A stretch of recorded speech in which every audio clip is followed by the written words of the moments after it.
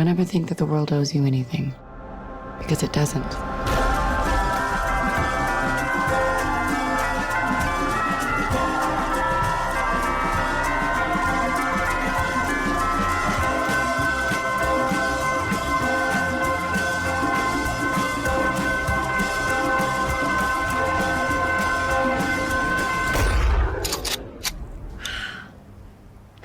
My name's Joy, by the way.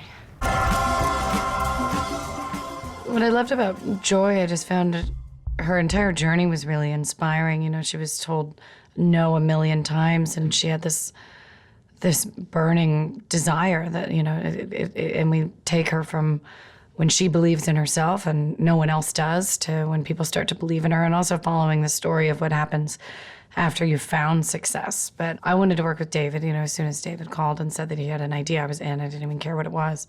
But as I started listening to her history and all of her stories that are in our movie that honestly you would think are too unrealistic, are mostly based on her life. I have to do things myself once and for all. Okay, Godspeed, good luck, here we go. It's about a soul of someone and what is in the soul of that person, and what moves them to stay stuck or trapped, and what moves them to break out and create something new, not only for themselves, but for everybody around them. Joy's never run a business in her entire life. I love the name Joy. I love that the film could be a meditation on what the emotion means through different stages of your life. And it was an opportunity to tell the story of an ordinary person from a working class truck garage where her father worked. What does joy mean when you're a girl, to when you get married, to when you get divorced, and then you gotta make yourself a bit of a fierce person to create a family business, or you're gonna lose the dreams of your youth.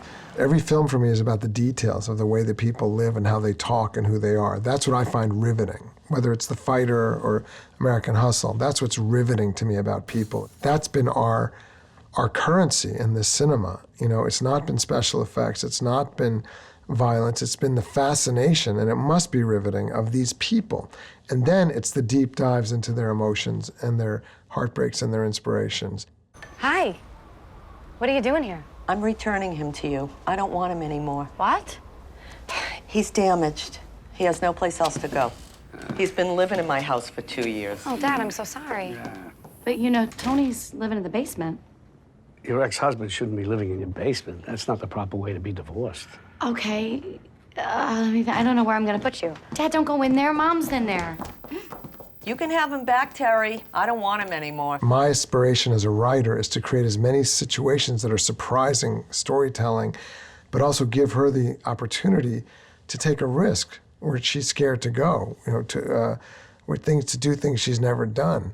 And that includes being vulnerable in quiet ways, as well as being fierce in very intense ways, and sort of being effervescent and euphoric, you know, and that's every color of life that I'm trying to create. This is the first time, and I can't even remember when there's been a female lead that's, you know, going to be a matriarch that's going to start this dynasty, this multi-million-dollar company, and there's no romance in it at all. It's a truly inspiring story about a fascinating woman who's a living legend that is on our television every day and is kind of overlooked. And that's something that's so special about David, is that he can see this diamond and something that nobody else can. You said to me that David Selznick, the son of immigrants, married Jennifer Jones, an all-American girl from Oklahoma, because in America, all races and all classes can meet and make whatever opportunities they can, and that is what you feel when you reach into people's homes with what you sell. You said that. I wanted the film to take all kinds of risks. I wanted to go in. I've never had one person just be the center meditation at the heart of a film, meaning her nightmares, her dreams. I'd never filmed dreams or nightmares of someone that was haunting them to change their lives. Which I identify with some of my favorite cinema over time, classically. Also, to inspire. I really wanted the film to ultimately inspire in an unexpected fashion, but in a mature way. A journey, you know, in what I've seen happen to Jennifer in real life and Bradley in real life. So to me, that's ultimately inspiring. and the quietness it takes to be strong in that way was very inspiring to me in this character. And the fact that it was a lineage of women and some strong men who were strong enough to stand behind them. You are in a room, and there is a gun on the table. The only other person in the room is an adversary in commerce. Only one of you can prevail. Do you pick up the gun, Joy? I pick up the gun. When you're on set and you're filming, it's very, especially with David, everything's very discombobulating. That's because he's writing new stuff all the time. Or, you know, you'll do a scene where I'm signing divorce papers, and then we're in another, you know, and then I'm in a church at the funeral of somebody who ends up being me. And so it feels kaleidoscopic. And then, you know, David glues it all together in a way I could have never imagined. With every take, you know, there's an energy that dies in between action, cut. And David, sometimes he just doesn't really cut. He just makes the cameras keep moving. And so nobody knows when they're going to be on camera or not. So everybody's you're just always on. It's incredibly energetic. And it's finding the magical or the extraordinary out of what's ordinary, which is not easy to do. So you have to very specifically locate that. She has to feel that when we talk, and I have to feel that when we talk. It can't be a ponderous thing. It has to be something we know and we can feel. And then it's a question of playing with it when it happens on the day. And she's sort of you let it happen spontaneously, but I also will direct during the camera rolling as if it was a silent film sometimes. And she wants that sometimes. She wants us to be in a dialogue while the cameras are rolling. And then I have to shut up, you know, and just let it happen. We're both collaborative. So if I have an idea that he likes, then he'll do it. And if he doesn't, he'll say, shut up and do it this way. And I'll go, okay. Never speak on my behalf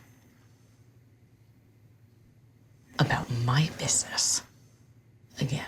David likes getting all colors of a scene. So when we find something we like, he'll sometimes tell me to do the exact opposite of whatever that was, or just to do it in different colors, which is nice because sometimes you can find something. Anyway, you know, if you do a screaming scene and then all of a sudden you do it whispering, sometimes it can be a lot more powerful that way.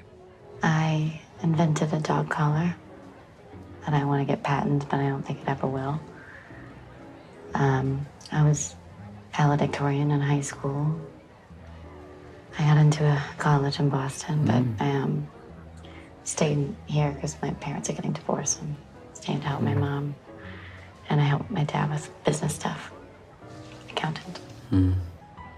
Maybe your dreams are on hold right now. No? That's a nice way of putting it. I feel like in a lot of ways, you get better with every movie, you get more experience, you start learning more. But it never helps me feel more confident before every movie. Before every movie, I'm like, I don't know who this character is. I haven't found it. You know, I can read the script and really like it, but with every movie at the beginning, before we get started, I'm like, I haven't found this character. I have no idea what this is. So that doesn't really go away. We're making an invention, and it's very serious. It's my fault. I gave her the confidence to think she was more than just an unemployed housewife. There's many movies in every movie, to me. I mean, you know, if you look at Chinatown or any of the classic movies, The Godfather, I mean, that's what I love about cinema. I mean, cinema, you know, you speak to Coppola, and there was a cut of the film that was very short. And people came and said to him, you must put all this material back in.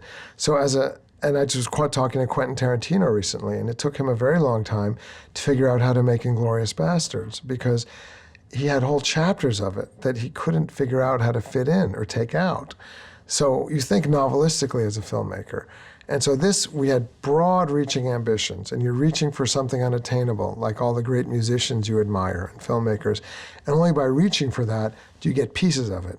And you get all the pieces, and you ultimately decide this is how it must come together with the proper mixture of reality and intensity, but also magic and also inspiration that feels honest. You know, so that's what we arrived at, and that's what that was the vision we'd hoped to arrive at.